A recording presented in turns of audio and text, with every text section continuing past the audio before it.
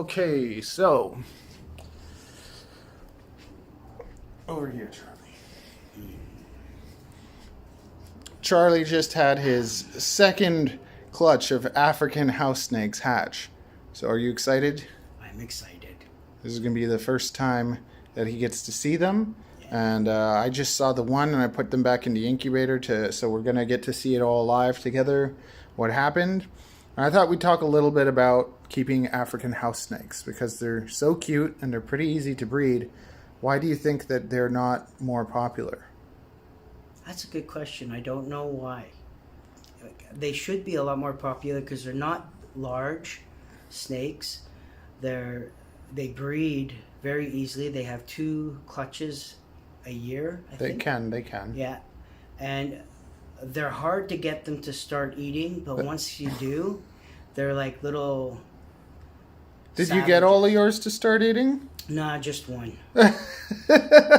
Exactly. So it's like out of his whole last clutch since last time, only one of them has been eating for him. Yeah. So that's the reason I was looking for. Yeah. As it's just they're a pain in the butt to get them to eat, and I think that's the reason we don't see them that much because people have a hard time getting them established.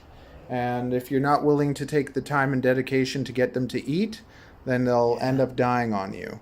So they can be quite a difficult species to work with. Even yours won't eat live still? No, they're not eating. They're cuddling with them. Yeah, so his aren't even eating live now. But they can go a long time without eating, so it's pretty interesting. Okay, off to the snake room. All right. You lead the way because I'm filming you. Yeah, we're gonna show that one soon. Okay, we're gonna show that one soon. Right now we're going on a little adventure into the snake room. Now you're gonna have to go get them out of the incubator. Just kidding. Charlie would fall down. Okay. Yes, Charlie would fall down. Okay, here you because go. he has No, no switch balance. with me. Yeah, Now you get to be the good camera person. yeah. I get to Do I do the belly? Here, no, you hold nice. Really with 2 hands. Hold it up Yes, here. dear. Hold it up here nice and steady. Yes, dear. Film well. I'll be a good cameraman. Yes, And now dear. if I mess up, I'll fall into the bin of bugs. All right. Oy. Oh, I moved them. I forgot that I moved them. I stuck them into this incubator. Oh. Once they're already incubated, it doesn't really make a difference if they go into the one that's a bit warmer. Okay. Here we go. So, look at that. Look at that. Look at those babies. Nice and fat. Let's go. Let's go check them out. Yes. Nice and fat.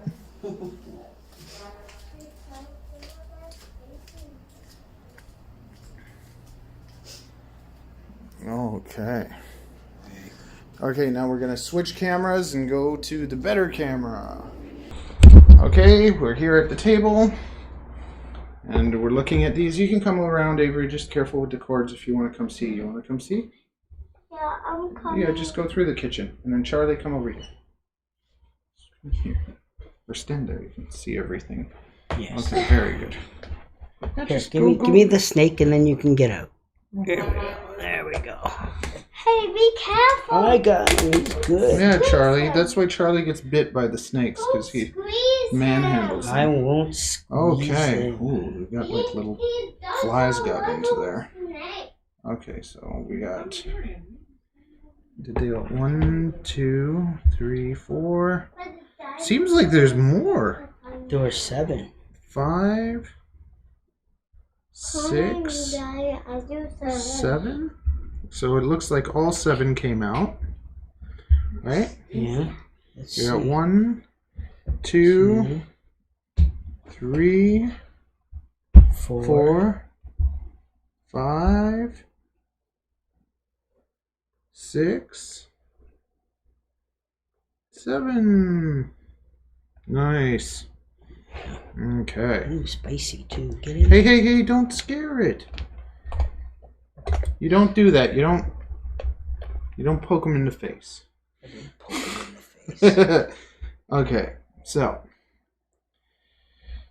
yeah, I wanted to show you guys. These ones are a little bit different. They're not actually black. Ew, it's They have little yummy patterns. now. Okay, get out of here then. Let's Okay. want to So let's take one of these squeamy ones, and you want to always like kind of grab them without going right into their face, and hold them from behind. And as you can see these ones, they have they have like a line. They have really pretty big eyes, and they have like a little line. And if they're anything like my other ones, once they shed, you see a little pattern from the albino. Well, they just have a pattern in general. But you will see, like, they're all het albino because the dad is albino. But you'll always notice in het albinos, they'll be lighter. Sometimes there'll be like an albino scale showing or something with other, like with boas, I see that. Yeah. So that's one of the thicker ones. And then now, so that you can see the difference, I brought one of my African house snakes, one of my black ones, so you can see how black that is. And these guys have been a pain in the butt to get to heat. It usually takes me about a year, like half a year to a year, to get these guys eating properly. But now I have a few of these ready to go. If you're in Canada and you're interested, we have black African house snakes, and as you can see, they're totally comfortable with being handled, not scared, not nippy, because I put in that time and I handle them. Very good. So you can see that. We'll here. Actually, you can take that into my room. There's the bin sitting on the thing. Yeah, just stick it in there. And then we're gonna investigate these guys one by one. Why not? Okay, so I think this is the one that we saw last time. So this one has a little kink in the neck. See, right below the head, there's like a tiny little kink. So it'll probably still be fine and everything. It's just when you have a snake like that, it's not something that you would want to breed. It's something that you would just want to have kind of as a pet only and offer it at a discounted price. So if you're interested in a snake that, is a little bit damaged but will still be a great pet, then you can get something like that. We got okay, you know what? I gotta separate them so that I know which ones I've been through. We'll get his container. Let's show mommy his schedule. Go that way, please. Here, Mom. I don't know if there's anything going on. On this schedule. Do you like stuff on this schedule? On this schedule? Okay, bring your container, Charlie. Your container. Because what I'm going to do is I'm investigating them one by one, and we're going to put them in the container. So this is the... Avery, please. No talking. So this one has a kinked neck. Oh yeah. I'm just careful with the cord. Just come over here, please. You can just stick it in there. And I'm just investigating them one by one so that we know if any of the others have the same problems. This one looks a little bit lighter than lots of the others. And then, see, this one's a little bit scared. You gotta work with that one. So then if they're a little bit scared, I'll just very gently hold it. And right from day one, it's important to hold these, because if you go in and it has that attitude and you just let Charlie. Okay, if you have them from day one and they are scared and you don't do this, then they're going to stay like that and they're going to grow and they're going to be scared all the time. Let's change this. What is going on? Let me just change my settings.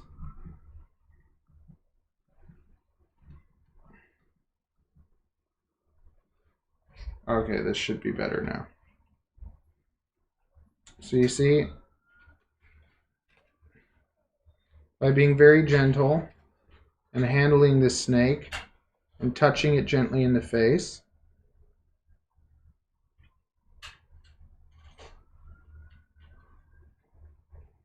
Avery, if you're going to play, just play in your room, please. Just let me finish this and then it's done. You see, you just kind of calm it down and you handle it and you let it get used to you handling it. And then as soon as it's calmed down and it's not freaking out anymore, then you can move on to the next one. But it's just when it's first born, it's wondering kind of what the heck is going on. And it's scared and it thinks you might hurt it. But once it realizes that you're not going to hurt it and it calms down, then you end up with a snake that'll be calm all the time. That one looks like it's totally fine.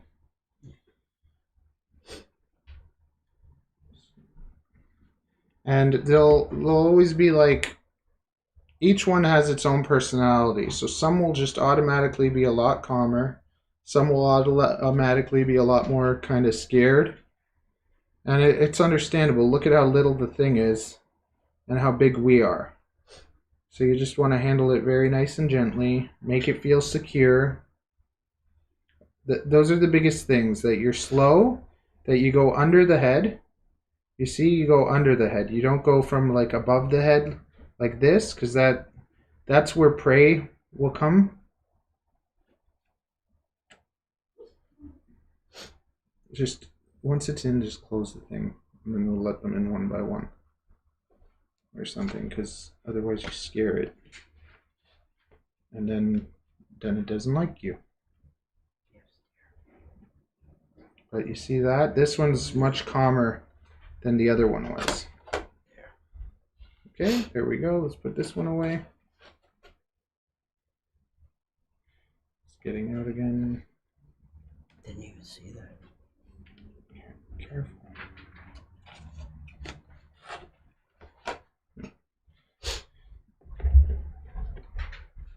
And the biggest thing is that you stay calm. If you're calm, that will calm the snake down. If the snake is nervous and then you get nervous, then you're not doing the snake any favors.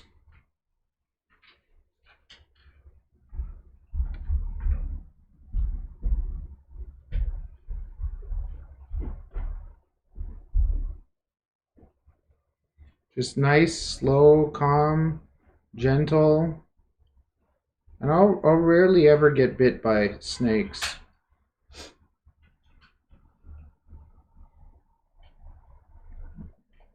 Usually, like in a litter, there'll be maybe like one in a clutch, litter clutch.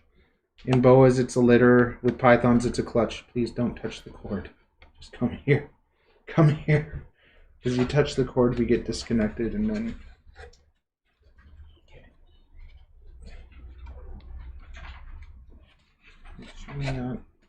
Very good. Okay, this one's good too.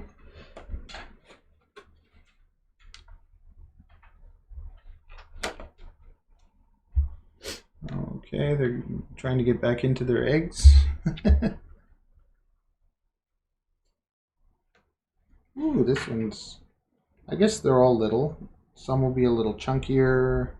Some will be a bit skinnier, but they're all looking pretty good. They all got the eggs fine.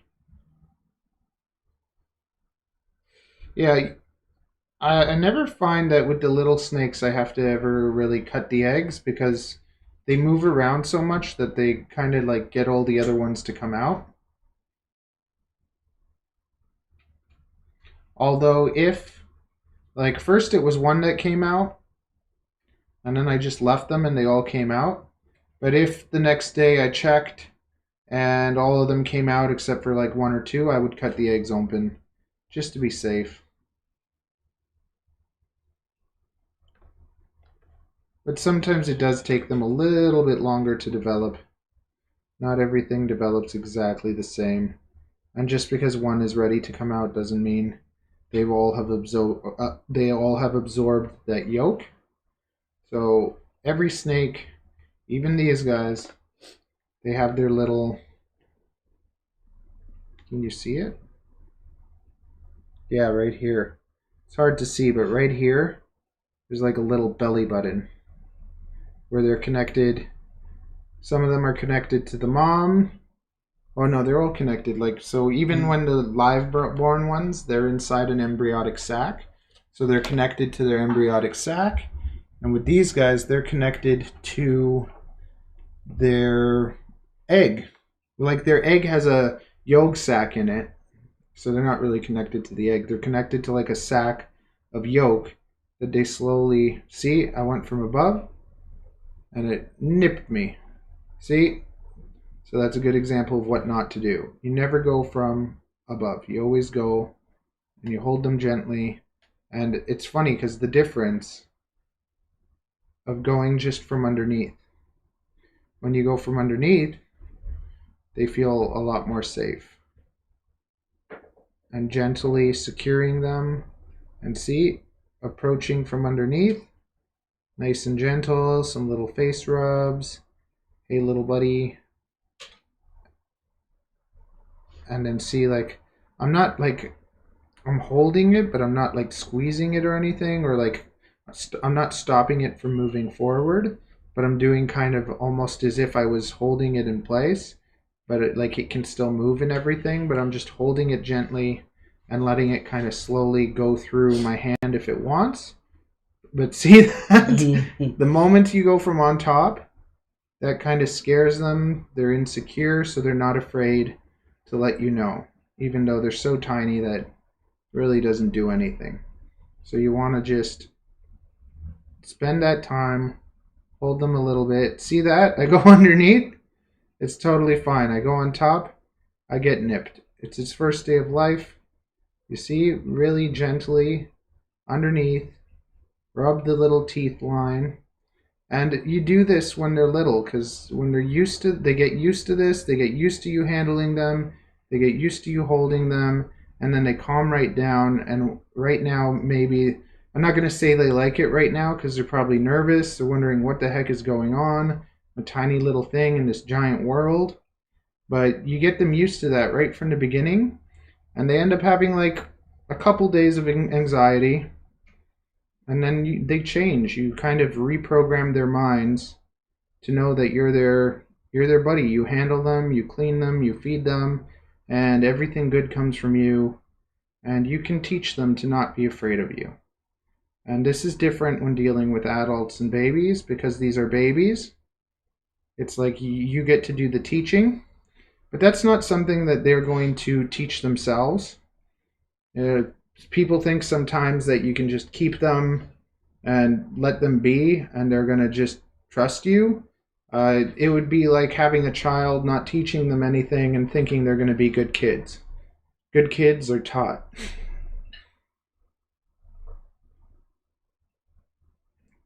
So same thing, you can teach your snakes. You just be gentle, but you constantly want to push the boundaries just a little bit. You build that trust, you build that thing, and then they're going to be okay with you handling them anytime. Okay, and now we are on the last one. The last little baby.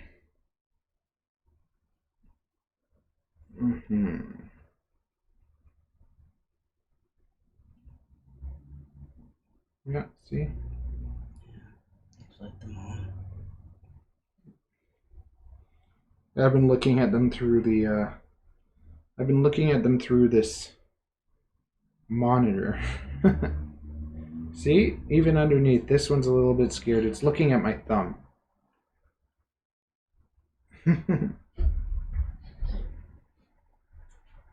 So great. We got a great example now of a little nipper. So we're going to handle it a bit till it calms down, and then we're going to put it away. But I'm not going to let it bully me into leaving it alone. We're going to spend some time, let it bite me, let it realize, biting me is pointless. You can't eat my finger. We're ending with a nasty, huh? Very gentle. Very, very gentle.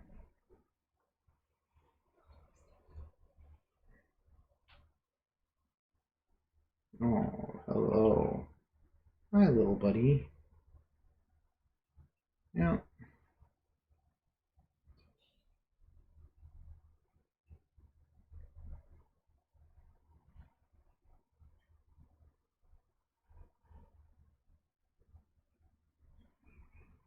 Yeah.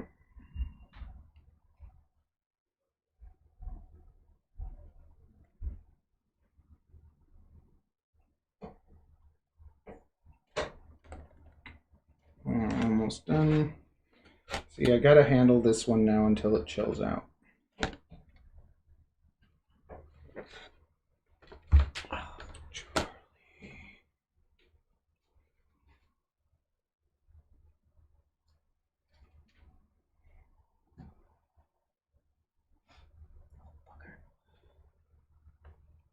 Just get away from the cord, please. It's sensitive.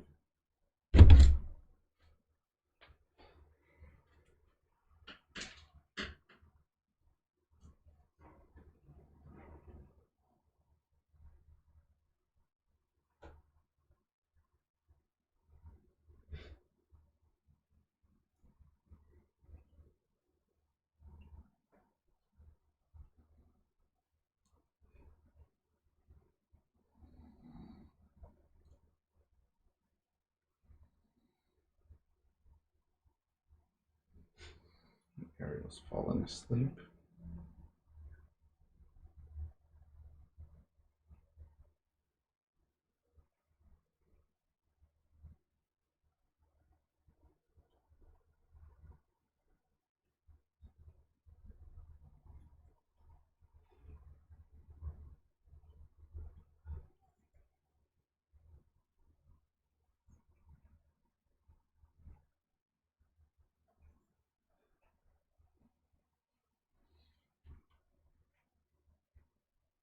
But they'll get used to you. They'll get used to you handling them.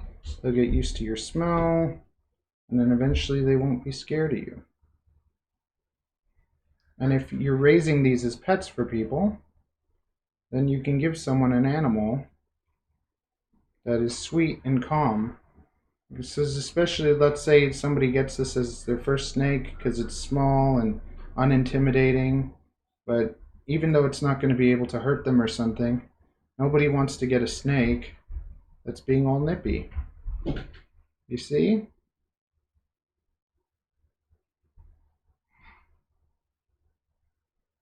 And just about 10 minutes probably. You put in 10 minutes with the animal on day one until the nippiness goes away. And then you're good.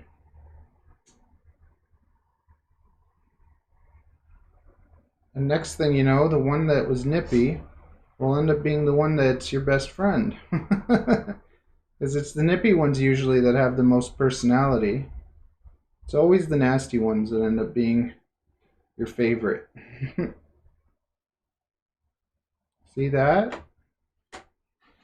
Okay, so if you want to see more videos about African house snakes, I have a whole playlist. I'll put it up on the screen. I hope you enjoyed that. That's our little video for today.